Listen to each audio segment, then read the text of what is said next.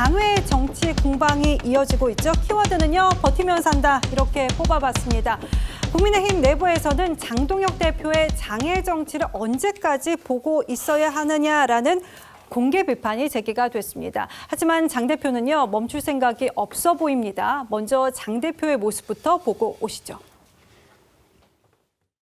올림픽 공원에 올 때마다 네. 지지자분들이나 많은 애국 시민 여러분께서 뭐 편지도 주시고 뭐 마실 것도 주시고 하는데 그걸 그냥 받아서 어디에 던져두는 게 아니라 제가 소중하게 간직하고 있습니다. 네. 올공 가방 이것도 제가 쓴 거고 또 여기 거 이것도 제가 쓰고 제가 차고 있는 그 이승만 대통령 목걸이는 우리 애국 시민 분께서 그 많은 시민들을 뚫고 오셔서 저한테 이렇게 소중하게 손 꼭 잡고 주고 가신 목걸이인데 너무 소중한 목걸이라서 제가 집회에 갈 때나 올공에 올 때 이렇게 목에 걸고 나오고 있습니다. 네, 장동혁 대표가 저 이승만 대통령 목걸이를 하고 있는 모습은 저희도 한번 보도를 해드린 적이 있는데, 자, 집회에 참여한 시민이 건넨 선물이었다고 말을 하고 있습니다. 저게 뭐 장동혁 대표 입장에서는 집회 현장에서 뭐 시민들이 건넨 그런 목걸이이기 때문에 저 찰 이유가 아닙니다. 저기에는 분명히 장동혁 대표의 대국민 메시지도 있고 특히 국민의힘 지지층에 대한 메시지가 분명히 저기 담겨 있는 거예요. 그러니까 이승만 전 대통령 같은 경우는 1945년 10월 달에 그때 이제 한국으로 귀국하면서 그때 한 얘기가 뭉치면 살고 흩어지면 죽는다였어요. 네. 그때 이승만 대통령이 남긴 이게 이제 대표적인 전국 호소문입니다. 당시에.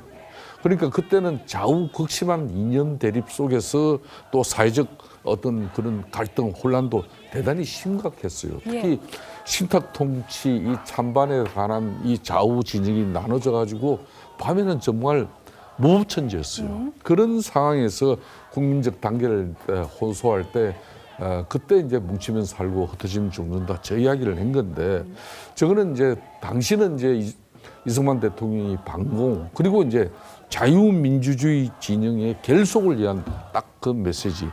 그 분명히 그 목적이 있었어요. 그렇기 때문에 지금 장동혁 대표 같은 경우도 특히 6.3 지방선거 이후에 자신의 사태에 대한 엄청난 그런 보수 진영 내부의 지금 그 요구를 자신이 모를 리가 없습니다. 그렇지만은 지금은 자신이 사퇴를 할 때가 아니고 투표용지 부족 사태에서 비롯된 이 지금 현재 부실 선거가 대한민국의 진정한 민주주의를 위협하고 있다. 그렇기 때문에 자기를 중심으로 지금은 단합해달라. 지금은 내가 그만둘 때가 아니다. 이 메시지를 너무나 저 목걸이를 매면서 단호하게 입장을 분명히 유지한다. 이렇게 보면 될 겁니다. 네, 장동혁 대표 같은 경우에는 지금 사퇴에 대한 의사가 전혀 없는데, 그런데 국민의힘 의원들의 단체방에서는 장 대표에 대한 불만이 지금 제기가 되고 있습니다.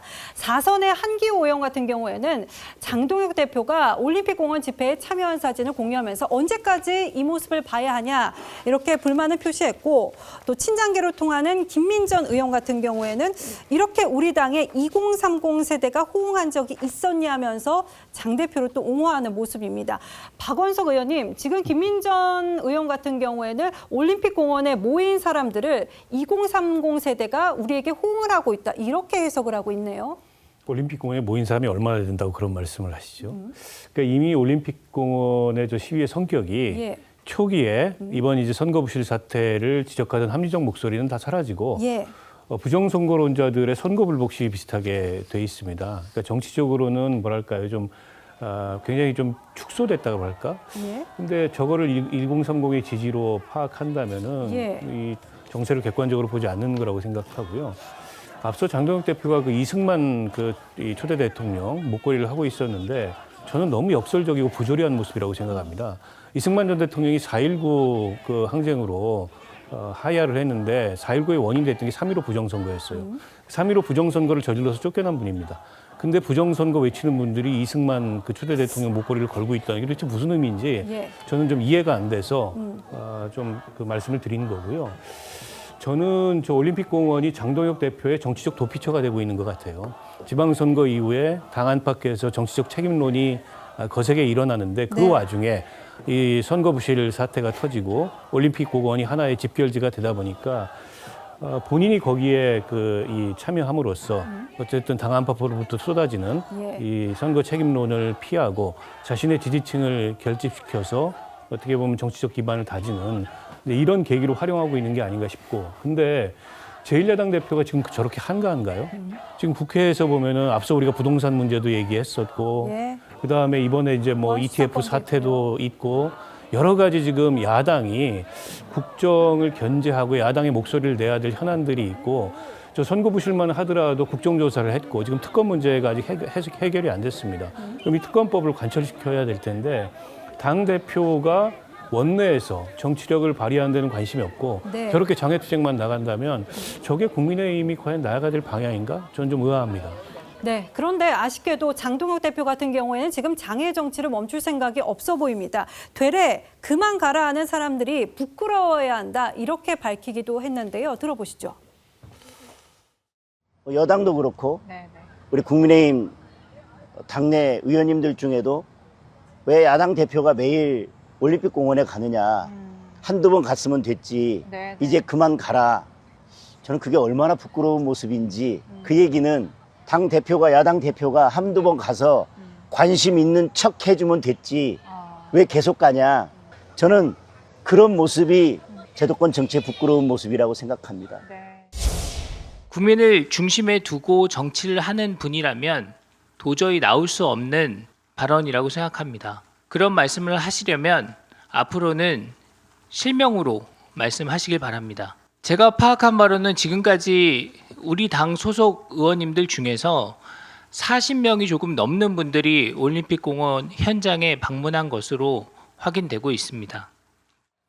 네, 박준태 비서실장 같은 경우에는 당 소속 의원들 중에서 40명이 넘는 의원들이 올림픽공원 현장에 갔다고 얘기를 하는데, 자, 문종영 대변인님, 이게 좀 부풀려진 겁니까? 아니면 정말로 40명 정도가 가서 참여를 한 겁니까? 뭐가 맞는 겁니까? 제가 봤을 때는 지금 박준태 비서실장의 저 40명 그 집계 기준은 이제 한 번이라도 올림픽공원에 간 어떤 그 기준으로 산정을 한 것 같고요. 실제로 요즘 뭐 유튜브라든지 뉴미디어 통해서 어떤 의원들이 올공에 많이 가서 시간을 이렇게 보내는지는 어느 정도 알 수가 있습니다. 그래서 뭐 제가 봤을 때도 대략 한 10명 이내의 의원들은 상당히 많은 횟수의 이제 올림픽공원에 방문을 해서 시간도 보내고 했는데요.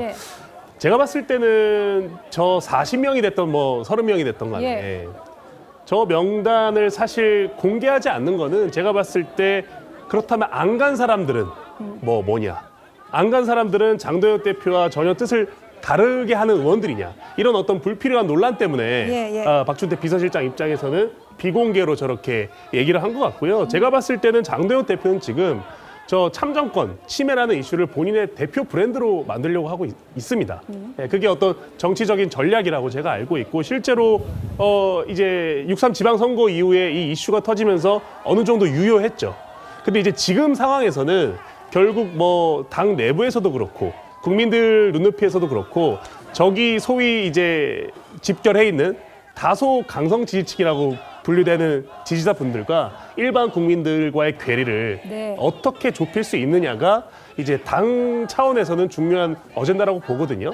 저는 계속해서 장애 집회만 나간다면 당대표 입장에서는 뭐 그러면 올림픽공원만 중요하고 뭐 외교, 정치, 사회 여러 가지 이슈가 있는데 그것만 챙기냐, 이런 비판이 나올 수도 있기 때문에 그 괴리를 좁히는 게 당의 우선순위라고 봅니다. 네, 알겠습니다.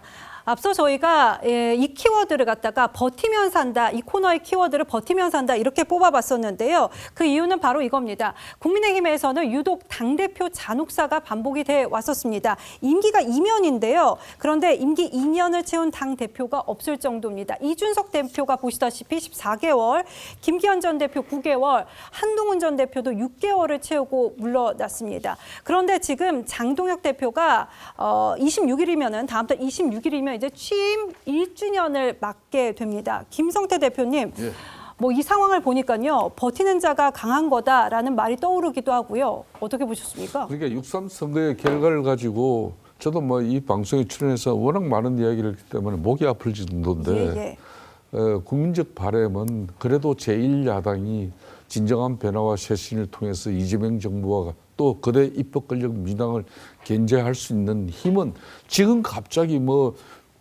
절대 의석 부족을 갖다 이걸 또 국민들이 어떻게 하늘에서 떨어뜨려 국민의힘에 줄 수도 없는 거고 유일한 길은 국민적 신뢰를 등에 업을 수밖에 없는데 그 국민적 신뢰를 등에 업는다는 것은 6.3 선거를 통해서 올곧이 드러난 그 민심을 당이 제대로 받드는 길이에요. 그 길을 위해서 지금 110명의 의원들이 지금 의기투합하고 또 자기의 헌신과 자기 희생을 통해서 이 당을 살리고자 하는 그런 진정한 정치인의 모습은 없어요. 특히 중진 정치 실종.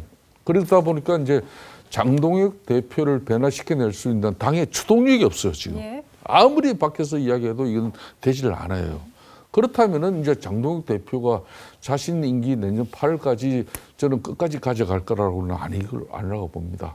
분명히 다음 이제 전당대회 때 당대표 연임 쪽으로 방향을 잡고 갈 수밖에 없는데 그러기 위해서는 자신의 강력한 지청을 갖다가 이렇게 묶어두고 그 기반을 또 확산시켜 나가고자 하는 그런 지금 노력을 끊임없이 하고 있는 거죠. 그러니까 당은 지금 현재 원내 같은 경우는 후반기 원구성 협상 실패에 따라서 지금 의원들이 어느 상임위를 가야 될지 갈팡질팡하고 있죠.